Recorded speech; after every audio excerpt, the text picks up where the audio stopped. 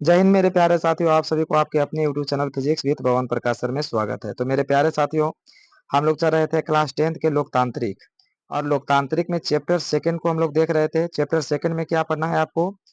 तो सत्ता में साझेदारी के कार्य प्रणाली। तो सत्ता में साझेदारी के कार्य प्रणाली बहुत ही बेहतरीन तरीका से आपको समझा दिया गया है। यदि आप उसे नहीं देखे हैं तो इसी चैनल पर आप लोग देख लीजिएगा।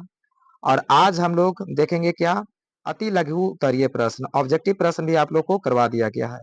तो अति लघु उत्तरीय प्रश्न में पहला में हम लोग को क्या कहता है, और अति लघु उत्तरीय प्रश्न में आपको दो ही प्रश्न दिया गया है। तो पहला प्रश्न में क्या कहता है, संघ राज का अर्थ बताइए। संघ राज के अर्थ क्या है? तो चलिए इसका हम लोग आंसर की ओर बढ़ते हैं। तो संघ राज का अर्थ क्या है? तो आप परीक्षा में इसी प्रकार आप लिखिएगा। तो देखिए, संघ राज का अर्थ बताइए। तो आंसर में हम लोग चलेंगे कि जब किसी देश में शासन को चलाने के लिए दोहरे स्तर पर सरकार का गठन किया जाता है तो वह संघ राज कहलाता है।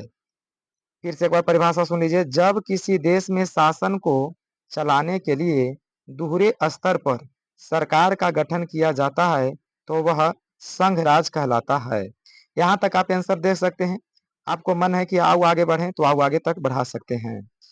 कुछ आओ आगे हम लोग देखेंगे कि संघ राज में सर्वोच्च स्तर पर केंद्र की सरकार होती है। तो ऑब्जेक्टिव भी आपका है कि संघ राज में सर्वोच्च स्तर पर क्या होगा, तो केंद्र की सरकार होती है। राज संघ के अंग होते हैं जिनके शासन के संचालन के लिए राज्यों की सरकारें होती हैं।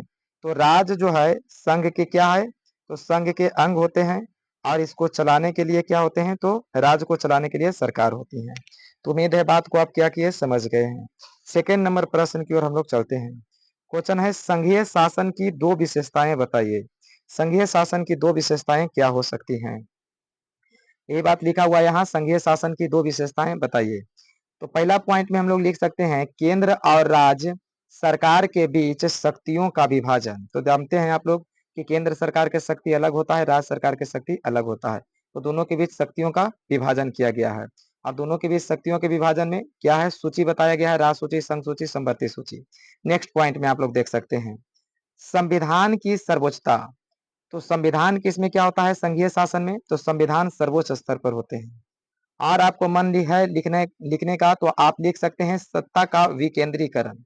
इसमें सत्ता का विकेंद्रीकरण भी होता है। और आपको मन है तो अभी आओ लिख सकते हैं कि सत्ता का संविधान द्वारा स्पष्ट बंटवारा।